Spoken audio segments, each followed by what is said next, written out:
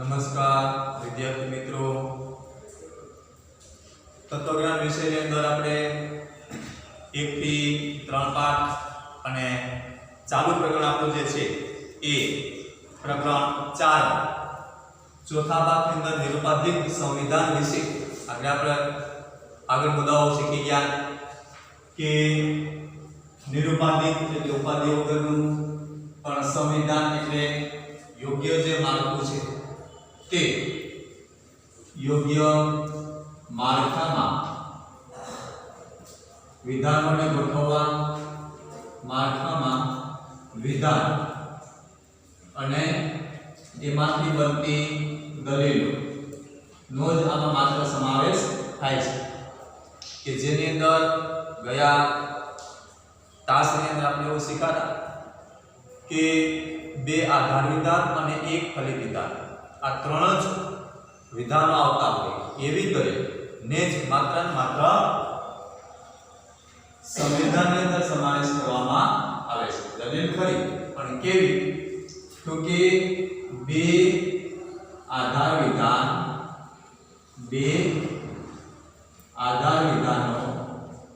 અને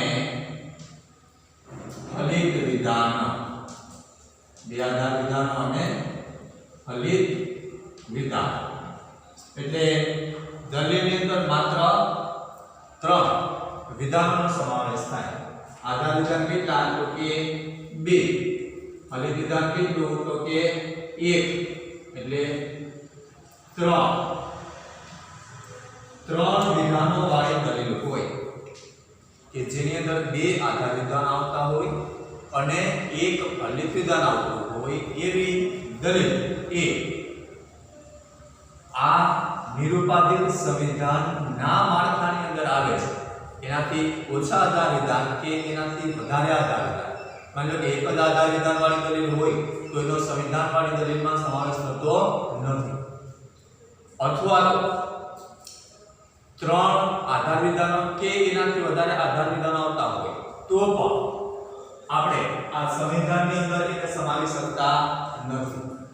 એટલે 2 આધાર વિધાન અને એક ફલિત વિધાન, આધાર વિધાન 2, ફલિત વિધાન 1, એટલે આ 2 મળી અને 3 જ વિધાન થવા જોઈએ. હવે આ 3 વિધાન વાળી જે દલીલ છે એ જ માત્ર આપણા આ પ્રકરણ 4 ની અંદર નિરુપાધિક સંવિધાનના જે મુદ્દાઓ છે એની અંદર જે આવતી દલીલો છે એમાં આ 3 વિધાનો વાળી દલીલનો જ સમાવેશ થાય છે. એમાં પણ આપણે આગળ શીખી ગયા હતા કે વિધાનનો પ્રકાર કેટલા? તો કે 4 વિધાનના પ્રકાર કેટલા? તો કે 4. કયા કયા? તો કે હા, ના, હ અને ન. એના અંગ્રેજી પ્રતીકો હતા ક્યાં? તો કે એ, ઈ, આઈ, ઉ. હા, ના, હ અને ન આ એના ગુજરાતી પ્રતીકો છે. એ, ઈ, આઈ, ઉ આ એના અંગ્રેજી પ્રતીકો છે. એટલે અંગ્રેજી પ્રતીકો અને ગુજરાતી પ્રતીકો આ ચારે ચાર વિધાનોના ટૂંકા નામ છે. કેમ કે હવે આપણે આગળ પણ શીખી ગયા કે લગભગ મોટે ભાગે આપણે પ્રતીકોનો જ બહુ ઉપયોગ કરવાનો છે. પ્રાથમિક તર્કશાસ્ત્રમાં જ આપણે જવાનું ખાસ. એટલે પ્રતીકોમાં હા, ના, હ, ન, ઈ, ઈ, આઈ, ઓ આવેલા ખ્યાલ આવી ગયો છે કે આ સર્વદેશી વિધિવાચક વિધાન છે. આવા વિધાનો કેવું હોય તો સર્વદેશી વિધિવાચક વિધાન છે. ના વાળું હોય તો કે સર્વદેશી નિષેધવાચક વિધાન છે. બે પ્રકાર ગુણની દ્રષ્ટિએ, બે ઈયતાની દ્રષ્ટિએ આપણે આગળ બધું શીખી ગયા છે. માત્ર પુનરાવર્તન તો નાથી આપણે આગળ શીખી શકીએ. ના વાળું હોય તો સર્વદેશી નિષેધવાચક, હ વાળું જો વિધાન તો એકદેશી વિધિવાચક વિધાન છે, અને જો ન વાળું હોય તો એકદેશી નિષેધવાચક વિધાન છે. હવે આ પાઠની અંદર આ 4 વિધાનોને લઈ અને આપણે આગળ એના મુદ્દાઓ છે એ શીખવાના છે. નિરુપાધિક વિધાન અને એ નિરુપાધિક વિધાનમાં સંવિધાન. સંવિધાનમાં આપણે એ બાબત યાદ રાખવાની છે કે બે આધાર વિધાનો અને એક ફલિત વિધાન માની લેવી જોઈએ. જો નિરુપેક્ષ વિધાન એટલે જેમાં પ્રત્યેક વિધાનનો બે વાર ઉલ્લેખ થતો હોય તેવા ત્રણ અને માત્ર ત્રણ પદોના બનેલા ત્રણ નિરુપાધિક વિધાનોનું નિગમનલક્ષી અનુમાન. બીજી વાત આપણે એ યાદ રાખવાની છે કે ત્રણ પદોનું બનેલું નિગમનલક્ષી આપણે આગળ શીખતા કે વ્યાપ્તિલક્ષી અને નિગમનલક્ષી. એમાં નિગમનલક્ષીમાં જવાનું છે આપણે વ્યાપ્તિલક્ષીમાં અને નિગમનલક્ષી અનુમાન. નિગમનલક્ષી અનુમાન એમાં ત્રણ પદો અને એ ત્રણ પદો થી જ આ વિધાનોની અંદર એની માળખાકીય રચના બનેલી હોય છે. નિરુપાધિક વિધાનો નિગમનલક્ષીમાં નિરુપાધિક સંવિધાનની ઉપયુક્ત વ્યાખ્યાનું વિશ્લેષણ કરતા સ્પષ્ટ થાય છે કે કોઈ પણ નિરુપાધિક સંવિધાનમાં પેલું ત્રણ નિરુપાધિક સંવિધાનો હોય છે. બીજું આ ત્રણ નિરુપાધિક સંવિધાનો વચ્ચે ત્રણ અને માત્ર ત્રણ જ પદો હોય છે. ત્રણ જ નિરુપાધિક સંવિધાનની અંદર ત્રણ જ માત્ર નિરુપાધિક વિધાન હોય છે. એની અંદર ત્રણ જ પદનો સમાવેશ થતો હોય છે. આ ત્રણ નિરુપાધિક સંવિધાનો વચ્ચે ત્રણ અને માત્ર ત્રણ પદો હોય છે. આ ત્રણ પદોમાં પ્રત્યેક બે વાર ઉલ્લેખ થતો હોય છે. ત્રણ બાબત આપણે યાદ રાખવાની છે કે પહેલી વાત તો એ છે કે ત્રણ નિરુપાધિક વિધાનનો સમાવેશ.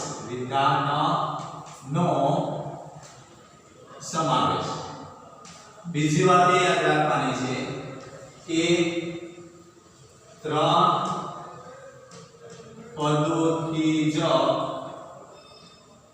બનેલા વિધાનો અને એ વિધાનોમાં માત્ર ત્રણ પદોનો જ ઉલ્લેખ થતો હોય. ત્રણ જ પદ આવતા પહેલા વિધાનમાં આવતું હોય એ પદ પાછું બીજા વિધાનમાં આવે, એ પદ પાછું ત્રીજા વિધાનમાં પણ. એટલે આવા ત્રણ પદ વારંવાર આવતા એ પહેલા વિધાનમાં આવે એ પાછું બીજા વિધાનમાં પણ આવતું હોય અને પહેલા બીજા બે વિધાનો આવે એમાંથી એકાદું પદ ત્રીજા વિધાનમાં પણ આવતું. આવા ત્રણ પદ છે. આ ત્રણ નિરુપાધિકો વચ્ચે ત્રણ અને માત્ર ત્રણ પદ હોય છે. આ ત્રણેય પદોમાં પ્રત્યેકને બે વાર ઉલ્લેખ થતો હોય. પદ ત્રણ. હવે ત્રીજી વાત એ કે પ્રત્યેક પદનો બે વાર ઉલ્લેખ થાય છે. બે વાર ઉલ્લેખ થાય છે. ત્રણ પદ અને ત્રણેય પદ એવા હશે કે એક પદ રિપીટ થતું હશે. એક પદ ઓછું બે વખત આવશે. ત્રણ વિધાનો અને બે પદ એટલે એ બે પદ બે વખત એનો ઉપયોગ થયેલો હોવો જોઈએ. જો દાખલા તરીકે સર્વ કુદરતી સંપત્તિ ઉપયોગી છે. સર્વ વૃક્ષો કુદરતી સંપત્તિ છે. સર્વ વૃક્ષો ઉપયોગી છે. જો સર્વ કુદરતી સંપત્તિ ઉપયોગી છે એવું વિધાન છે કે સર્વ કુદરતી સંપત્તિ ઉપયોગી છે. આ વિધાન વાંચે એટલે આપણે ખ્યાલ આવી જાય કે ભાઈ આ વિધાન છે ને સર્વ અને અહીં છે જ એટલે આ વિધાન હંમેશા માટે આ વાળું હોય. કેવું હોય તો કે આ વાળું વિધાન હોય. સર્વ કુદરતી સંપત્તિ ઉપયોગી. સર્વ વૃક્ષો એ કુદરતી સંપત્તિ છે. કેમ કે વૃક્ષો છે એ કુદરતી સંપત્તિ છે. બીજું વિધાન એવું છે કે સર્વ વૃક્ષો કુદરતી સંપત્તિ છે. કુદરતી સંપત્તિ છે. આમાં પણ સર્વ અને છે વપરાયેલું છે એટલે એ વિધાન પણ આ જ ની અંદર આવશે અને તેથી સર્વ વૃક્ષો ઉપયોગી છે. છેલ્લું વૃક્ષ એવું છે કે તેથી સર્વ વૃક્ષો ઉપયોગી છે. આ પણ સર્વ અને છે જ, તેથી આ વિધાન પણ હા વાળું વિધાન છે. એટલે આ ત્રણ વિધાન, બે ફલિત અને બે આધાર વિધાન અને એક ફલિત વિધાનની સંખ્યા 3 અને એની અંદર આવતા પદ 3 અને એ ત્રણેયનો બે વખત ઉલ્લેખ થવો જોઈએ.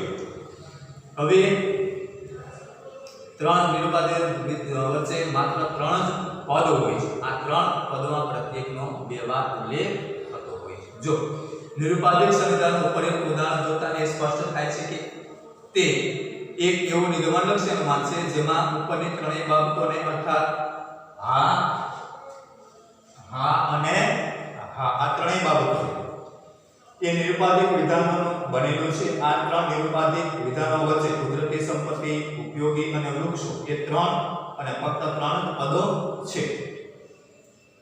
કુદરતી સંપત્તિ આ એક, બીજું ઉપયોગી છે આ 2 અને ત્રીજું વૃક્ષ આ વૃક્ષ. આ 3 જ પદોનો સમાવેશ થાય છે. કુદરતી સંપત્તિ, ઉપયોગી અને વૃક્ષ. હવે આ 3 પદ સિવાય ચોથું પદ નથી.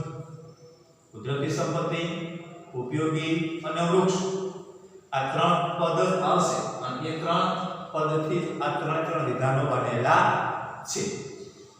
એ 3 અને ફક્ત 3 પદ આવે છે. આ ત્રણેય પદોમાં પ્રત્યેકનો 2 વાર ઉલ્લેખ થયેલો છે. જો આમાં 3 પદ છે. કયા છે? તો કે જો 3 પદ કયા? એક કુદરતી સંપત્તિ, કુદરતી સંપત્તિ. બીજું કયું? તો કે ઉપયોગી, ઉપયોગી. અને ત્રીજું કયું? તો કે વૃક્ષો, વૃક્ષો. આ એક પદ, બીજું અને ત્રીજું આ 3 પદ છે. 3 વિધાનો, બીજા કે નવા પદ છે નહીં. કુદરતી સંપત્તિ ઉપયોગી છે આ એક પદ છે, આ બીજું પદ છે. હવે બરાબર છોકરા યાદ રાખજો કે આ ત્રણેય પદનો 2 વખત ઉલ્લેખ થતો હોવો જોઈએ. કેમ કે 3 પદ અને એ 3 પદ 2 વખત ઉલ્લેખ થાય ત્યારે આ 3 બે આધાર વિધાન અને એક ફલિત વિધાનની રચના થાય છે. જો કુદરતી સંપત્તિ આય છે, બીજું પાછું આય પણ છે. કુદરતી સંપત્તિ 2 વખત આવી ગયું. કુદરતી સંપત્તિ અને કુદરતી સંપત્તિ. હવે આ ઉપયોગી છે તો આ પણ પાછું નીચે ઉપયોગી છે. ઉપયોગી અને ઉપયોગી એનો પણ 2 વખત ઉલ્લેખ થઈ ગયો છે. હવે આ વૃક્ષો છે તો વૃક્ષો અને વૃક્ષો આનો પણ 2 વખત ઉપયોગ થઈ ગયો છે. હવે કુદરતી સંપત્તિ અને કુદરતી સંપત્તિ 2 વખત, ઉપયોગી અને ઉપયોગી આ પણ 2 વખત, વૃક્ષો અને વૃક્ષો આ પણ 2 વખત. 3 પદ અને ત્રણેયનો 2 વખત ઉપયોગ એટલે એ 3 વિધાન. આના સિવાય એક પદ નવું આ વિધાનોની અંદર હોતો નથી. આના સિવાયના નવા પદ આની અંદર નહીં. અને આ ત્રણેય નો 2 વખત ઉલ્લેખ થયેલો જ હોવો જોઈએ. 3 પદનો 2 વખત ઉલ્લેખ થઈ ગયેલો હોવો જોઈએ. એટલે કુદરતી સંપત્તિ અને કુદરતી સંપત્તિ આ 2 વખત થઈ ગયું. ઉપયોગી અને ઉપયોગી પણ 2 વખત આવી ગયું અને વૃક્ષો અને વૃક્ષો પણ 2 વખત આવી. એટલે ત્રણેયનો આ 3 પદનો આ પણ કેટલી વાર આવ્યું? તો કે 2 વાર. આ પણ 2 વાર અને વૃક્ષો પણ 2 2 અને 2 એટલે 6 પદ થયા અને 3 વિધાન.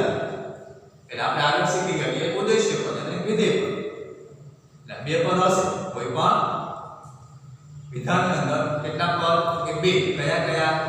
ઉદ્દેશ્ય પદ અને એક વિધેય પદ આગળ શીખતા એમાં એટલે 6 પદ થાય 1 2 4 એટલે 6 પદ થાય તો 3 વિધાન થઈ જાય 3 ઉદ્દેશ્ય પદ અને 3 વિધેય પદ પણ એ વારંવાર આ 3 પદમાંથી બને છે અને એનો બે વખત ઉપયોગ થાય છે નિરુપાધિક વિધાનને બદલે હવે આપણે નિરુપાધિક સંવિધાન સંક્ષેપમાં સંવિધાન કહેવાની પ્રથા છે હવે આવા જે વિધાનો છે એને સંક્ષેપમાં સંવિધાન કહેવામાં આવે છે નિરુપાધિક સંવિધાનને બદલે સંવિધાન શબ્દનો ઉપયોગ કરીશું હવે જ્યારે જ્યારે આ પાઠની અંદર આપણે આ શીખશું ત્યારે નિરુપાધિક સંવિધાન આખું માત્ર એનું નામ બોલવાનું નથી આખું નામ બોલવાની કાંઈ જરૂર નથી માત્ર આપણે એની જગ્યાએ સંવિધાન શબ્દ વાપરશું સંવિધાનના વિધાન નિરુપાધિક વિધાન એ આખી જે વ્યાખ્યાઓ છે આપણે જાણીએ છીએ કે આ બધા વિધાનો છે નિરુપાધિક છે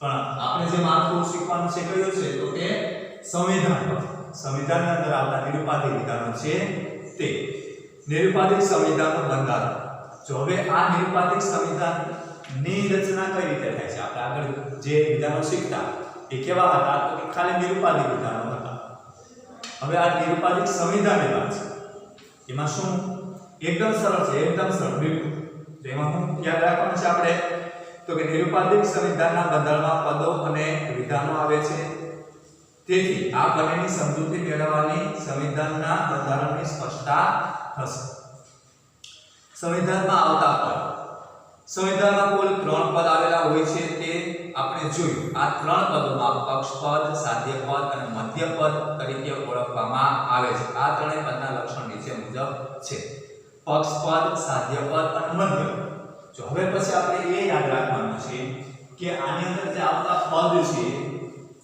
એને જુદા નામ આપવાના છે 3 પદ કયા કયા તો કે એક પક્ષપદ બીજું સાધ્યપદ પક્ષપદ સાધ્યપદ અને મધ્યપદ આ 3 પદ હશે હવે એ 3 પદ જે રીતે આવ્યા એ રીતે 3 પદ એ બે વખત આવશે પક્ષપદ પણ બે વખત આવશે સાધ્યપદ પણ બે વખત આવશે અને મધ્યપદ પણ બે વખત આવશે બે વાર આવશે ત્રણેય એ પદના નામ આપણે યાદ રાખવાના છે પક્ષપદ સાધ્યપદ અને મધ્યપદ પક્ષપદ કોને કહેવાય તો પક્ષપદ એટલે સંવિધાનના ફલિત વિધાનનું ઉદ્દેશ્ય પદ પક્ષપદ કયું એને ઓળખવાની આપણે કાળજી રાખવા માટે યાદ રાખવા માટે શું તો કે પક્ષપદ કોને કહેવાય તો કે ફલિત વિધાનનું ઉદ્દેશ્ય પદ એટલે પેલું માનો કે આ સર્વ વૃક્ષો ઉપયોગી છે તો વૃક્ષોને ઉપયોગી આ ઉદ્દેશ્ય પદને વિધેય તો આ વૃક્ષો છે ને એ કયું પદ થઈ ગયું પક્ષપદ કહેવાય ઓળખવા માટે ફલિત વિધાનનું ઉદ્દેશ્ય પદ એ પક્ષપદ છે સાધ્યપદ એટલે શું તો કે સાધ્યપદ એટલે સંવિધાનના ફલિત વિધાનનું વિધેય સાધ્યપદ એટલે આ વિધેય બીજું ફલિત વિધાનમાં જોવાનું ફલિત વિધાન એટલે કયું છે તે નીચે આપેલું હોય એ ફલિત વિધાન ઉપરના બે આધાર વિધાન જે છેલ્લો છે એ ફલિત વિધાન છે એટલે ફલિત વિધાનનો પેલું પદ આપણે ઉદ્દેશ્ય પદ અને વિધેય પદ કરતા પદનું નામ બદલે છે તો વસ્તુ એની એ જ છે ઉદ્દેશ્ય પદ અને વિધેય પદ જે આપણે શીખતા હતા એની જગ્યાએ આપણે પક્ષપદ અને સાધ્યપદ કહેવાનું છે પક્ષપદ એટલે કયું તો કે ફલિત વિધાનનું ઉદ્દેશ્ય પદ એટલે પહેલા આવે સર્વ પછી તરત આવે તે અથવા તો કેટલાક હોય તો કેટલાક પછી તરત આવે તે કોઈ પણ હોય તો કોઈ પણ પછી તરત આવે તે સર્વ પછી તરત આવતું હોય તે એને કયું પદ કહેવાય તો ઉદ્દેશ્ય પદ હવે આ સંવિધાનની જ્યારે વાત આવે ત્યારે સંવિધાનવાળા જે વિધાનો હશે દલીલ હશે એમાં આપણે એને ઉદ્દેશ્ય પદ નહીં કહીએ એની જગ્યાએ કયો શબ્દ વાપરવાનો છે તો કે પક્ષપદ છે ફલિત વિધાનનું ઉદ્દેશ્ય પદ એ પક્ષપદ છે અને એ જ ફલિત વિધાનનું વિધેય પદ છે એ સાધ્ય પદ છે જેને આપણે વિધેય પદ કહેતા એની જગ્યાએ આપણે શું કહેવાનું છે સાધ્ય પદ છે ફલિત વિધાન એટલે નીચે આપેલું છે કે તેનું ઉદ્દેશ્ય પદ એ પક્ષપદ છે એ જ ફલિત વિધાન જે આપણે વિધેય પદ ગણતા એ સાધ્ય પદ છે હવે વાત થઈ કઈ તો કે મધ્ય પદ કોને કહેવાય? એને સંવિધાનના બંને આધાર વિધાનોમાં સમાન અર્થમાં આવતું પણ ફલિતમાં નથી આવતું પદ એટલે મધ્ય પદ. આની તો આપણે ઓળખ થઈ કે ભાઈ પક્ષપદ એટલે તો કે ફલિત વિધાનનું ઉદ્દેશ્ય પદ. ફલિત વિધાનનું ઉદ્દેશ્ય પદ. સાધ્ય પદ એટલે તો કે ફલિત વિધાનનું વિધેય પદ. આ બે આપણે તરત ઓળખી જાય કે ભાઈ ફલિત વિધાનમાં જે બે પદ આવેલા હશે ઉદ્દેશ્ય પદ અને વિધેય પદ પેલા આપણે સમજાય એની જગ્યાએ આપણે એ બે જ પદ કેના છે બે પદ. હવે આપણે એ બે પદને પક્ષપદ અને સાધ્ય પદ કહેવાનું છે. ઉદ્દેશ્ય પદ છે માનો કે સર્વ વૃક્ષો ઉપયોગી છે તો આ ઉદ્દેશ્ય પદ છે તો આને આપણે પક્ષપદ ગણવાનું છે. આ વિધેય પદ છે અને આપણે સાધ્ય પદ ગણવાનું છે. હવે આમાં આ બે હશે પણ આ બે વિધાનોમાં વૃક્ષો પણ હશે તો ઉપયોગી હશે. આ બે આમાં ક્યાંક ને ક્યાંક આવતા જ હશે હોય જ કેમ કે એનો ઉપયોગ થઈ ગયેલો જ હોય છે એટલે વૃક્ષો આગળના બે વિધાનોમાં ક્યાંક એક વખત તો આ વપરાણ એટલે એક વખત પહેલાના બીજા વિધાનમાં આવેલું જ હશે. એ નિશ્ચિત જ બાબત છે. ઉપયોગી એક વખત આ છે એનો અર્થ એ બે વખત વાપરવાનો છે બે વખત એનો ઉલ્લેખ થવો જ જોઈએ. એટલે એક વખત આ છે એક વખત પહેલા અને બીજા આધાર વિધાનમાં હશે જ હોય જ. એટલે આ વૃક્ષો અને ઉપયોગી પેલું આપણું વિધાન એ પક્ષપદ બીજું આપણું વિધાન બીજું આપણું પદ જેને આપણે વિધેય પદ કહીએ એ સાધ્ય. હવે મધ્ય પદ એટલે કયું? જે હવે એની ઓળખ આપણે એ કરવાની છે કે મધ્ય પદ એ બે આધાર વિધાનમાં સમાનપણે આવતું હોય અને ફલિત વિધાનમાં તેનો ઉલ્લેખ ન થતો હોય એવું પદ એ મધ્ય પદ કહેવાય. બરાબર યાદ રાખજો બાળકો કે મધ્ય પદ એટલે શું? તો કે બંને આધાર વિધાનોમાં સમાનપણે ઉલ્લેખ થયેલો હોય અને ફલિત વિધાનમાં એનો સમાવેશ ન થતો એ પદને મધ્ય પદ તરીકે ઓળખવામાં આવે છે. જો આપણે આમાં જોવા કે એવું કયું પદ છે કે જે ફલિત વિધાનમાં નથી આવતું નીકળી પણ બંને આધાર વિધાનોમાં એ સમાનપણે જોવા મળે છે. તો વૃક્ષો અને ઉપયોગી આ બે તો છે. તો કુદરતી સંપત્તિ છે એ પદ ફલિત વિધાનમાં આવ્યું નથી. તો એ કુદરતી સંપત્તિ જે પદ છે એ બે આધાર વિધાનમાં સમાનપણે આવેલું હશે. પેલા આધાર વિધાનમાં પણ હશે અને બીજા આધાર વિધાનમાં પણ હશે ફલિત વિધાનમાં નહીં. આને કયું પદ કહેવાય? તો મધ્ય પદ. એકદમ સરળ છે. જો આ પણ કુદરતી સંપત્તિ આપેલું છે. પેલું આધાર વિધાન છે એમાં પણ કુદરતી સંપત્તિ આપેલું છે. આ કેટલા વિધાનો છે? આ 1 આ 2 અને 3 આ ત્રણ વિધાનો છે. આધાર વિધાન 1 આધાર વિધાન 2 અને આ ફલિત વિધાન છે. કુદરતી સંપત્તિ આ પણ છે પેલા આધાર વિધાનમાં અને કુદરતી સંપત્તિ એનું એ જ પદ બીજા વિધાનમાં પણ આ સમાન રીતે વપરાય છે. કુદરતી સંપત્તિ અને કુદરતી સંપત્તિ બે વિધાનમાં છે એ બેના સમાનપણે વપરાય છે પણ પાછું ફલિત વિધાનમાં એનો ક્યાંય ઉલ્લેખ નથી. એ બે નીકળી જાય છે. બે પદ જે છે આધાર વિધાનમાં સમાનપણે વપરાયેલા છે પણ ફલિત વિધાનમાં ક્યાંય આવતું નથી. આનું નામ મધ્ય. આ ત્રણેય પદની ઓળખ. એટલે સંવિધાનવાળી દલીલમાં ત્રણ પદ પક્ષપદ સાધ્ય પદ અને મધ્ય પદ. હવે આ ત્રણેય પદની જ રચનાથી એની દલીલ એ બને છે. સંવિધાનમાં આવતા વિધાનો એ સંવિધાનના ત્રણ વિધાનો અનુક્રમે સાધ્ય વિધાન પક્ષ વિધાન અને ફલિત વિધાન તરીકે ઓળખાય છે. આ ત્રણેય વિધાનોની સમજૂતી નીચે મુજબ છે.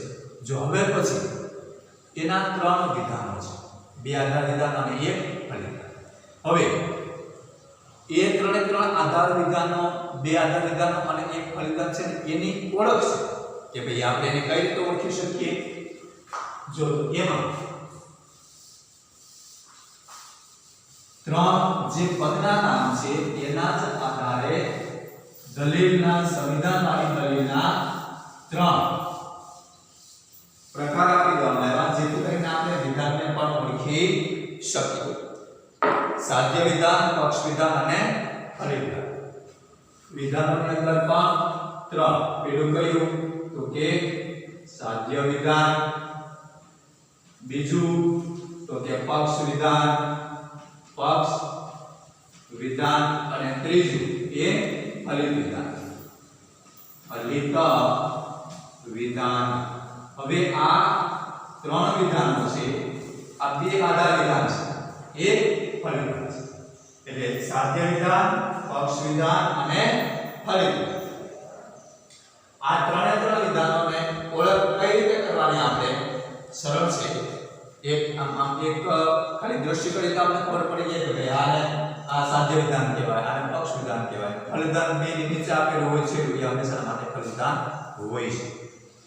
જો સાધ્ય વિધાન એટલે કે સાધ્ય વિધાન એટલે જેમાં સાધ્ય પદ આવતું હોય એવું સંવિધાનિક આધાર વિધાન. જેમાં સાધ્ય પદ આવતું હોય તે સાધ્ય વિધાન. સાધ્ય પદ એટલે કયું તો કે ઉદ્દેશ્ય પદનું વિધેય પદ. ફલિત વિધાનમાં બે પદ. ફલિત વિધાનમાં બે પદ કયા? ઉદ્દેશ્ય પદ અને વિધેય પદ. એમાં પહેલો ક્રમ આધાર વિધાન પેલું એ સાધ્ય વિધાન તરીકે ઓળખાય છે. એટલે એની અંદર શું હશે તો કે ફલિત વિધાનના વિધેય પદ એ પેલા આધાર વિધાનમાં આપેલું હશે. ફલિત વિધાનનું જે બીજું પદ છે એ બીજું પદ આધાર વિધાન નંબર 1 માં આપેલું હશે એટલે સાધ્ય વિધાન કહેવામાં આવે. બીજું તો કે પક્ષ વિધાન, બીજું આધાર વિધાન છે, તેને શું કહેવામાં આવે તો કે પક્ષ વિધાન. પક્ષ વિધાન એટલે શું તો કે ફલિત વિધાનનું ઉદ્દેશ્ય પદ. ફલિત વિધાનના ઉદ્દેશ્ય પદ ની અંદર જે શબ્દ મૂકેલો હશે એ આધાર વિધાન નંબર 2 માં મૂકેલો હશે એટલે એ પક્ષ વિધાન ગણાશે. જો પક્ષ વિધાન એટલે જેમાં પક્ષ વિધાન આવતું હોય એવું સંવિધાનનું આધાર વિધાન છે. ફલિત વિધાન એટલે સંવિધાનનું ફલિત વિધાન એટલે સંવિધાનના બે આધાર વિધાનોમાંથી ફલિત થતું ત્રીજું વિધાન. હવે ફલિત વિધાન એટલે કયું તો કે પહેલા અને બીજા બે આધાર વિધાનોમાંથી જ એ નિષ્પન્ન થતું હોય અને એ નિષ્પન્ન થયેલું આધાર વિધાન માંથી બનેલું એ ફલિત વિધાન હોય છે. અને એ બે ફલિત વિધાનોમાંથી એક સાધ્ય વિધાનમાંથી પદ હશે અને એક પક્ષ વિધાનમાંથી પદ હશે. એ બે એક પદ એ આના માટે પક્ષ પદ અને સાધ્ય પદ બની જશે. આપણે જેને ઉદ્દેશ્ય પદ અને વિધેય પદ એ બે બની જશે. એટલે બે માંથી એક પદ લઈ અને એ ફલિત વિધાનની રચના થઈ ગયેલી હશે. અને ત્રણ વિધાનવાળી સંવિધાનવાળી દલીલનું ફલિત વિધાન કહેવામાં આવે છે. જો સર્વ ગુજરાતી ભારતીય છે, સર્વ કાઠિયાવાડી ગુજરાતી છે, સર્વ કાઠિયાવાડી ભારતીય છે. હવે આની અંદર ગુજરાતી શબ્દ એ બે વખત આવેલો છે પણ ફલિત વિધાનમાં આવતું નથી. જ્યારે ફલિત વિધાન પહેલાની અંદર પહેલા આધાર વિધાનમાં સર્વ ગુજરાતી ભારતીય છે, બીજા વિધાનમાં સર્વ કાઠિયાવાડી ગુજરાતી છે. એટલે પહેલા અને બીજામાં ગુજરાતી અને ગુજરાતી બે સમાનપણે આવેલા છે અને ફલિત વિધાનની અંદર સર્વ કાઠિયાવાડી ભારતીય છે. એટલે ગુજરાતી પહેલા અને બીજામાં બેમાં સમાન છે, ફલિત વિધાનમાં આવતું નથી. જ્યારે કાઠિયાવાડી શબ્દ છે એ બીજા આધાર વિધાનમાં છે અને ભારતીય છે તે પહેલા આધાર વિધાનમાં આપેલું છે.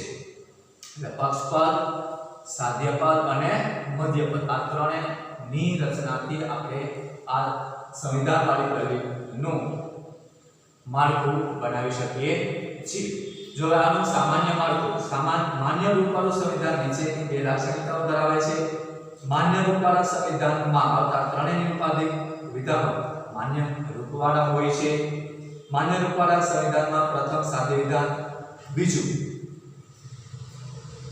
પક્ષ વિધાન અને ત્રીજું ફલિત વિધાન એમ ત્રણ વિધાનોનો ક્રમ ગોઠવાયેલો હોય.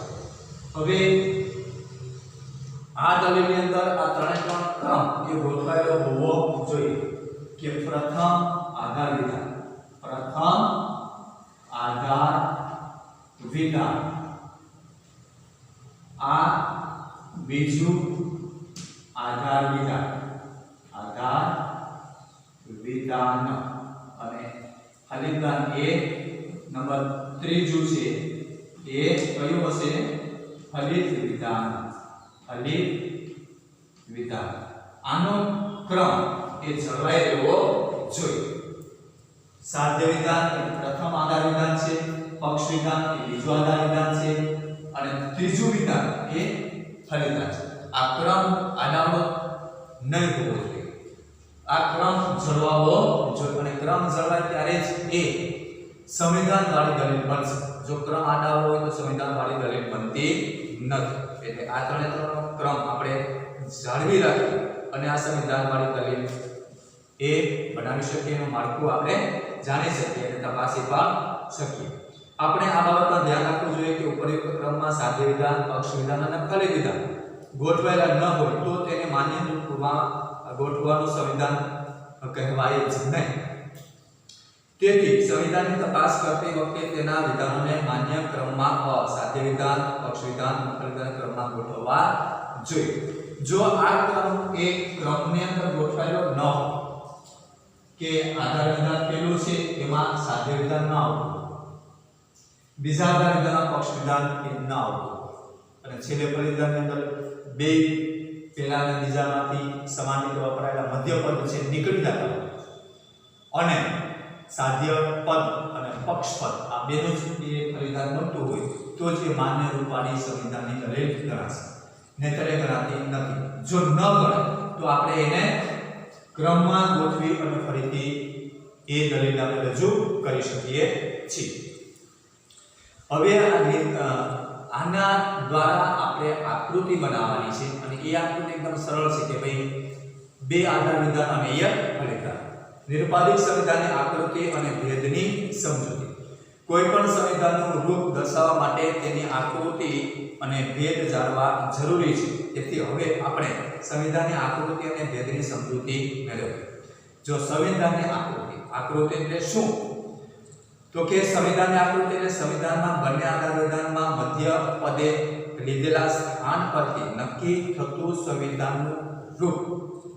એમાં મધ્ય પદના સ્થાનેથી કુલ 4 શક્યતાઓ છે. તેથી સંવિધાનની આકૃતિઓ પણ 4 છે, જે પહેલી, બીજી અને ત્રીજી અને ચોથી આકૃતિ તરીકે ઓળખાય છે. જો હવે આપણે આની અંદર 4 આકૃતિઓ છે, એ ચારે 4 આકૃતિઓ જે છે એ એના નામ તરીકે ઓળખાય છે. કેવા નામ? તો કે પહેલી આકૃતિ, બીજી આકૃતિ, ત્રીજી આકૃતિ અને ચોથી આકૃતિ. સંવિધાનની આકૃતિ એમાં 4 આકૃતિ. એમાં આપણે શીખીએ કે ભાઈ પહેલી આકૃતિ, પહેલી આકૃતિ 4 આકૃતિઓ છે, એમાં 4 શક્યતાઓ છે એટલા માટે પહેલી આકૃતિ, બીજી, ત્રીજી અને ચોથી આ 4 ની શક્યતાઓ છે. મધ્ય પદ બે આધાર વિધાનો મધ્ય પદ હોવાને કારણે, કેમ કે પહેલામાં બે વિધાનો બે પદ છે, પહેલા આધાર વિધાનમાં અને બીજા આધાર વિધાનમાં પણ બે પદ છે, એટલે 4 શક્યતાઓ થઈ જાય. એટલે 4 શક્યતાઓને લીધે 4 એની આકૃતિઓ બનાવવામાં આવે છે. જો પહેલી આકૃતિમાં મધ્ય પદ સાધ્ય વિધાનમાં ઉદ્દેશ્યને સ્થાને, જો પહેલી આકૃતિ છે એની અંદર મધ્ય પદ એ સાધ્ય વિધાનમાં ઉદ્દેશ્યને સ્થાને, એટલે પહેલું વિધાન તો સાધ્ય વિધાન જ હોવાનું. પહેલું વિધાન શું કહેવાય? તો કે સાધ્ય વિધાન. બીજું પક્ષ વિધાન, અને ત્રીજું કયું? તો કે ફલિત વિધાન. આ 3 એના વિધાનો છે. હવે આ ત્રણ વિધાનો ને સમજી અને આપણે આની આકૃતિ બનાવવાની છે. મધ્ય પદ, સાધ્ય પદ, પક્ષ પદ અને મધ્ય પદ. જો પહેલામાં મધ્ય પદ અને સાધ્ય, મધ્ય પદ અને સાધ્ય, પહેલું આધાર વિધાન સાધ્ય પદ જ હોવું જોઈએ. પછી બીજું કયું? તો કે પક્ષ પદ અને મધ્ય. અને ત્રીજામાં આપણે જાણીએ છીએ કે પક્ષ પદ અને સાધ્ય પદ હોય છે. હવે આવી જ રીતે આ આકૃતિને આપણે સાધ્ય પદ,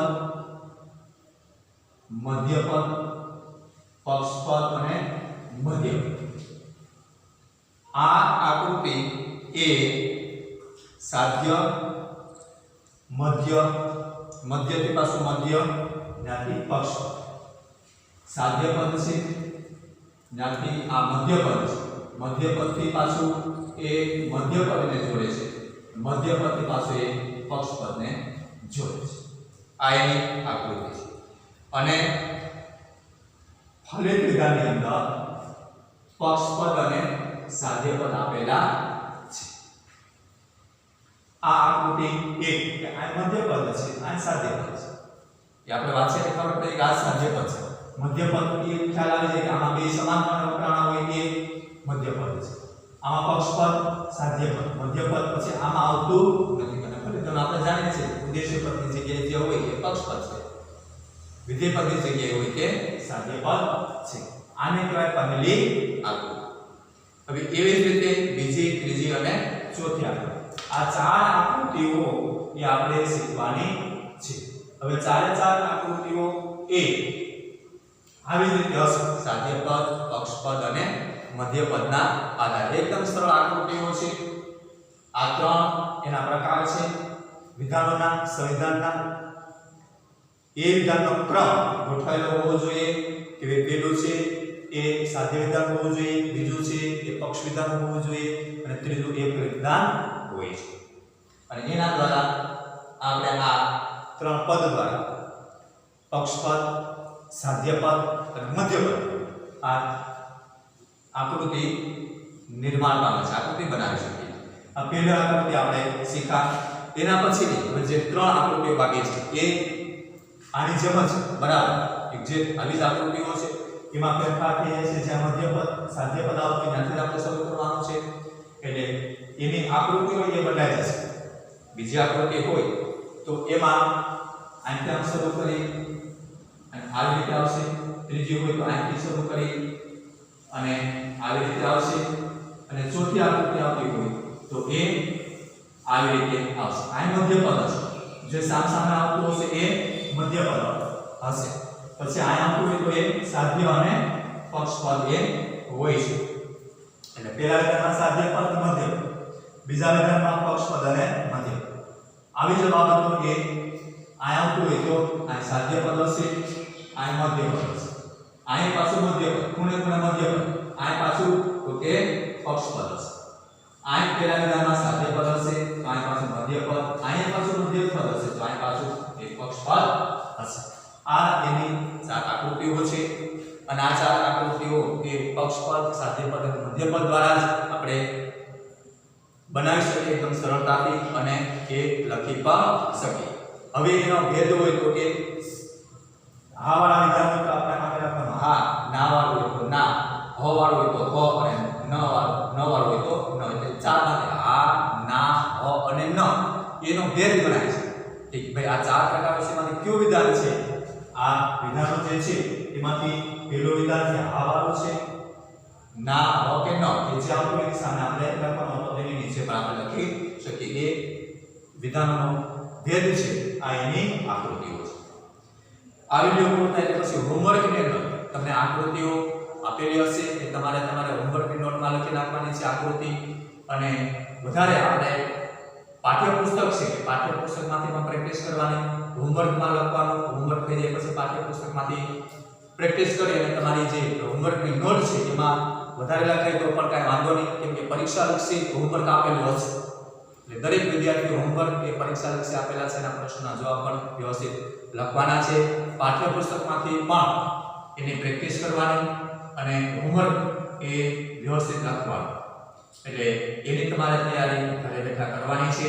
પરીક્ષા લક્ષી પણ તૈયારી કરવાની છે, વ્યવસ્થિત અધ્યયન કરવાનું છે અને હોમવર્ક વારંવાર વાંચવું, એના પ્રશ્નો પણ તૈયાર કરવા જેથી પરીક્ષામાં આપણે સાચા એના જવાબ લખી શકીએ. આજના ક્લાસને આપણે પૂર્ણ કરીએ છીએ.